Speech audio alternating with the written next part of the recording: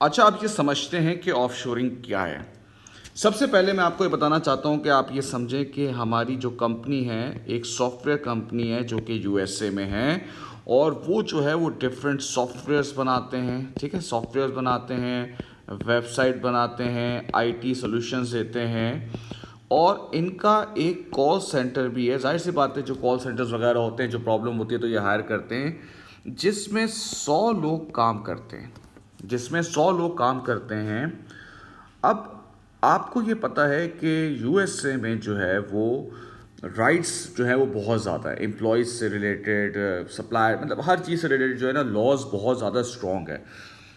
इन्होंने कहा कि यार, पाकिस्तान में जो है पाकिस्तान में जो है वो मिनिमम वेज भी कम है, और जो एम्प्लॉयज़ हैं ना, उनकी भी सैलरी अगर हम डॉलर से अगर आप कन्वर्ट करके देखो तो हमें वो बहुत ज़्यादा क्या पड़ेगा, सस्ता पड़ेगा।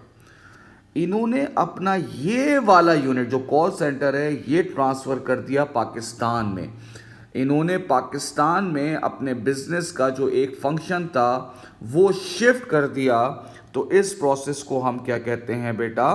ऑफशोरिंग। अगर आप ऑफशोरिंग की डेफिनेशन भी देख लें, ऑफशोरिंग क्या कह रहा है?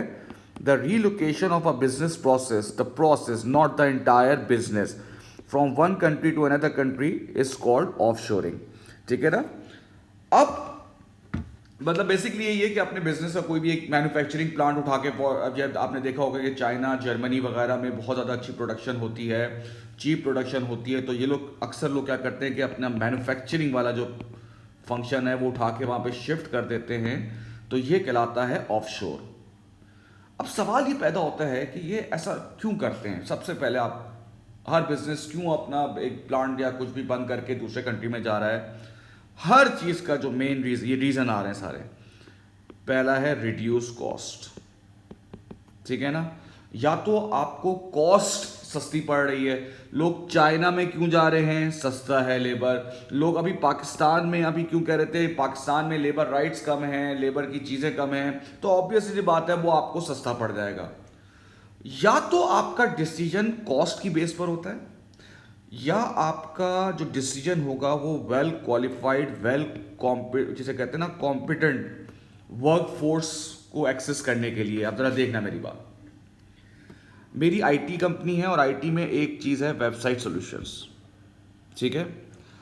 और हमें ये पता है कि पाकिस्तान और इंडिया के जो फ्रीलांसर हैं वो बहुत ज़बरदस्त अभी काम कर रहे हैं, ठीक है ना? उनकी बहुत डिमांड है।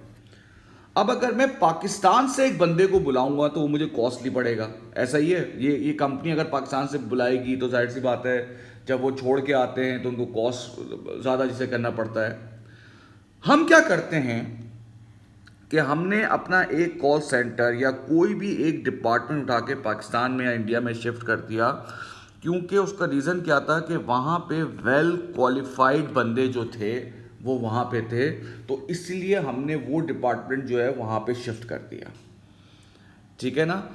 तो सवाल क्या पैदा होता है कि ऑफशोर क्यों कर रहे हैं? एक कंपनी अपनी ब्रांच को, अपने एक यूनिट को उठा के क्यों दूसरे कंट्री शिफ्ट कर रही है? पहला तो क्या है भाई, हो सकता है उसको कॉस्ट का बेनिफिट हो, चीज़ उसको वहाँ पे सस्ती पड़ रही हो, काम उसको वहाँ पे सस्ता पड़ रहा हो। दूसरा, वहाँ पर वेल क्वालिफाइड वर्क फोर्स जो है वो अवेलेबल हो, इसीलिए हमने वो यूनिट उठा के वहाँ डाल दिया।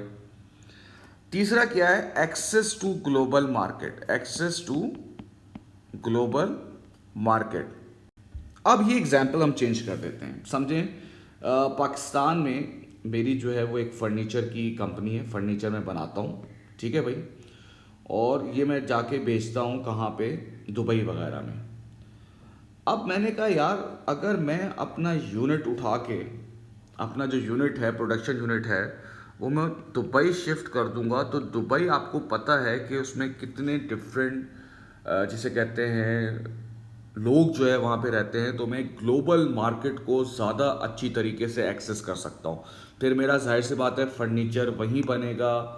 जब फर्नीचर वहीं बनेगा तो ऑब्वियसली सी बात है वहाँ पे सेल भी ज़्यादा होंगी। बात समझ में आती है? तो इसे कहते हैं एक्सेस टू ग्लोबल मार्केट। आप जब भी एक जगह से दूसरी जगह शिफ्ट करते हो, उसका एक बहुत बड़ा रीज़न होता है कि वहाँ की मार्केट हमें मिल जाए।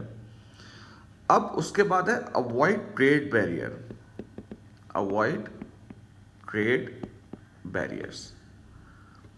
मेरी पाकिस्तान में फर्नीचर की कंपनी थी और मैं दुबई जाके उसको मेरा दुबई में उसको बेचता था। तो जाहिर सी बात है, जब पाकिस्तान से गुड्स निकलेंगे तो आपको कुछ लीगल फॉर्मेलिटीज़ करनी पड़ेगी, ड्यूटीज़ देनी पड़ेंगी। फिर ये जब गुड्स दुबई पहुंचेंगे तो इसकी लीगल फॉर्मेलिटीज़ होंगी। फिर जो कंट्री के बीच में जो एग्रीमेंट होते हैं वो आ जाते हैं सारी चीज़ें। तो यार अगर मैं अपना ये मैन्युफैक्चरिंग यूनिट दुबई में खोल दूंगा तो मैं इन सब बैरियर से आज़ाद हो जाऊंगा, क्योंकि फर्नीचर वहीं बन रहा है और वहीं पे बिक रहा है। ये इसका फ़ायदा हुआ। ठीक है। फिर है गवर्नमेंट फाइनेंशियल सपोर्ट। अब ये सर क्या बात है कि गवर्नमेंट क्यों पैसे देगी एक कोई यूनिट या एक प्रोडक्शन यूनिट यहाँ पे खोलने के लिए? देखिए, आपको ये बात पता होना चाहिए कि गवर्नमेंट की ये एक ऑब्जेक्टिव होता है कि फॉरेन इन्वेस्टमेंट को वो ज़्यादा से ज़्यादा लेकर आए, क्योंकि इससे क्या होता है, इकोनॉमिक एक्टिविटी बढ़ती है। इकोनॉमिक एक्टिविटी कैसे बढ़ती है भाई? लोगों को जॉब्स मिलती है, गवर्नमेंट टैक्स कम आती है, फिर ओवरऑल डिमांड बढ़ जाती है। जाहिर सी बात है, अगर कोई एक नया बिजनेस खुलेगा, उसको लैपटॉप चाहिए होंगे, उसको एसी चाहिए होगा, वो सब जो है वो पाकिस्तान से ही, उस लोकल कंट्री से ही खरीदेंगे। तो इससे कहते हैं इकोनॉमिक एक्टिविटी का बढ़ जाना।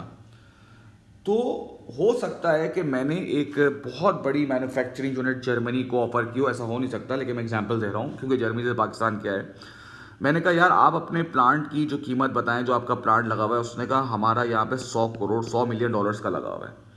गवर्नमेंट ने कहा हम आपको प्रोवाइड करेंगे 100 मिलियन डॉलर्स, आप ये वाला प्लांट उठा के पाकिस्तान में शिफ्ट कर दें। तो that could be one of the reason. बात समझ में आई? हम क्या कर रहे हैं, ऑफशोर क्यों करेगा कोई कंपनी? हो सकता है भाई जर्मनी वाली कंपनी जो है उठे और पाकिस्तान में अपना प्लांट खोल ले। इससे कोई पूछेगा कि भाई तुमने क्यों किया आपने? तो वो क्या बोलेगा, भाई हमें गवर्नमेंट फाइनेंशियल सपोर्ट दे रही थी, ठीक है ना, कुछ बेनिफिट्स दे रही थी, तो हमने ये चीज़ कर ली। और लास्ट है एक्सचेंज रेट। ये तो आपको पता होगा, क्योंकि आजकल हम डॉलर का रोना रो रहे हैं, रोए जा रहे हैं। तो अब आप इमेजिन करें कि हम पाकिस्तान में, और हम जो है वो मैंने बताया कि फ़र्नीचर मंगाते हैं, और फर्नीचर से जो एक ख़ास लकड़ी है वो हम यूएसए से ख़रीदते हैं। अब आप सिर्फ मुझे बताओ कि यूएसए का कन्वर्जन रेट आज कितना ज़्यादा है, ठीक है ना? तो conversion rate, exchange rate could be a very big problem for business. तो अब हम क्या करेंगे, हम ये कर सकते हैं कि हम उसको किसी ऐसे कंट्री में शिफ्ट कर दें जिसका एक्सचेंज रेट हमारा, देखें अगर रुपया बहुत ज़्यादा घट रहा है, बहुत नीचे आ रहा है, तो इंडियन रुपीज़ थोड़ी इसमें इतना ज़्यादा मसले में आ रहा है। तो अब आप देखो, जो सीआई की आप लोग फीस देते हो, फीस आप लोगों के लिए इसलिए बढ़ी जा रही है क्योंकि पौंड का रेट अगेंस्ट पाकिस्तानी रुपीज़ वो बढ़ रहा है, तो ये आपको नुकसान हो रहा है। तो इसी तरीके से हमने कहा यार हम अमेरिका से चीज़ मंगाते हैं, और वो चीज़ एक्सचेंज रेट की वजह से, आप सोचो ना, पहले 150, 100, 150, 200 का डॉलर, अब 300, 350, 325 पे पहुंचा हुआ है। हमें इस एक्सचेंज रेट की वजह से हमारी कॉस्ट जो है वो बढ़ रही है, और हमारा प्रॉफिट क्या हो रहा है, कम हो रहा है। तो इस एक्सचेंज रेट की वजह से हमें मसला हो रहा है। तो हम किसी ऐसे कंट्री में मूव हो जाते हैं जिसका एक्सचेंज रेट अच्छा हो डॉलर से रिलेटेड, तो हमें वो इतना ज़्यादा प्रॉब्लम नहीं करेगा। So that could be one of the reason. जब